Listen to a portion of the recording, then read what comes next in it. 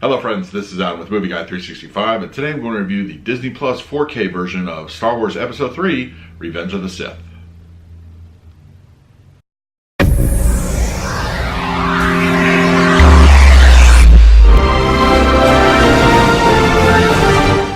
If you're new to the channel, please hit the like button, subscribe, hit that bell notification. I put out videos every single day. You can also find me over Twitter and Instagram at Movie Guy 365, as well as over at the Disney Magic Hour podcast. I will leave a link to that in the description. Alright, so we're coming near the end of the prequel trilogy as far as the Disney Plus 4K versions go. As you may know, that the Disney Plus streaming service did give us all the Star Wars movies, the prequels and the original trilogy, in a nice 4K HDR Dolby Vision grading. Now, as far as physical release goes, those are going to inherently look better, and when they are released supposedly in 2020, if I had to guess, probably timing it around Rise of Skywalker's home release. But in the meantime, we have these nice little upgrades from Disney, and overall I've been very pleased with how the films have looked, especially the original trilogy. I feel benefited the most, and to a degree the Phantom Menace as well, even though those were all shot on film. Now as digital goes, in that vein, it's been so far a little less impressive, but it's still a very nice upgrade in my opinion. And of course I think the physical releases will probably trump all of these, so those are going to be separate reviews of course when those come down the line. But in the meantime, let's talk about the picture quality and the audio of the Disney Plus 4K versions. I think overall picture quality looks really good. Now, as I mentioned in the previous videos, at this point there's a lot of CGI as far as what we were used to in the originals, more practical effects in that way, and they kind of go completely opposite direction in the prequel trilogies. It's just, technological advances. I think Lucas was proud of the technology he had, so it was just like, of course you want to really show it off, and you really want to make like kind of a clean, elegant Star Wars type of series. Now there are practical locations that do show off here and there, but for a lot of this film it is kind of relegated to green screen backdrops and that sort of thing.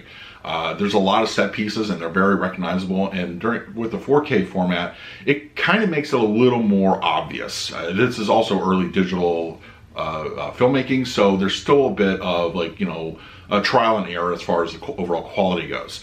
I do think that dark levels are, dark black levels look really good. The Mustafar scene in particular shows off those red color pops really nicely, and it looks really good. It's a nice deep black levels when they kick in on those scenes.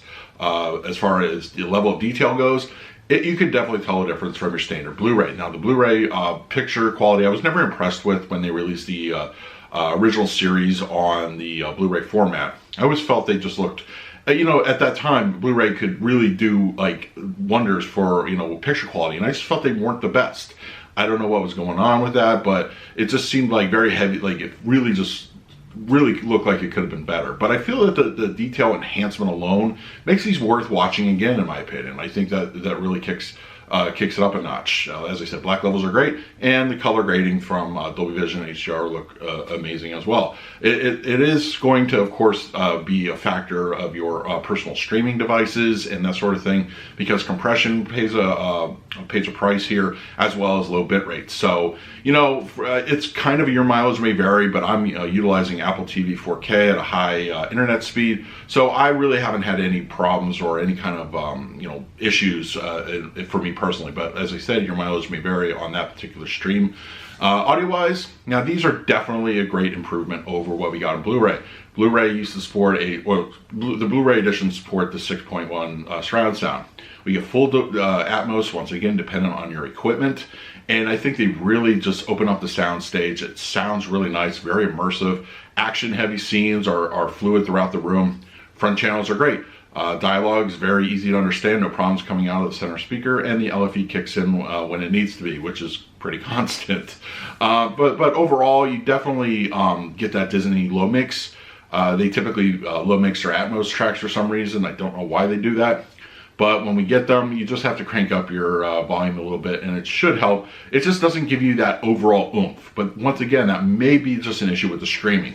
But when it comes to a physical release, you definitely, there's less strength to the overall track, and it kind of really plays off here as well. It's not a bad stream. In fact, it's better than anything that we have currently that's not on disc or otherwise.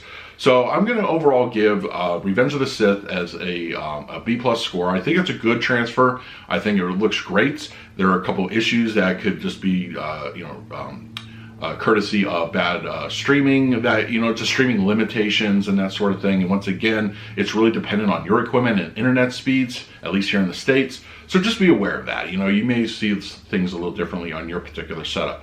So overall, I said B+. It's a good overall transfer, but nothing to, it really just makes me want to see the physical release really badly. So hopefully we get that next year. I'm excited to check it out. Let me know in the comments below if you had a chance to check out any of the Star Wars films on 4K in the Disney Plus streaming service. Let me know. In the meantime, please like, subscribe, hit that bell notification. I'll put out videos every single day.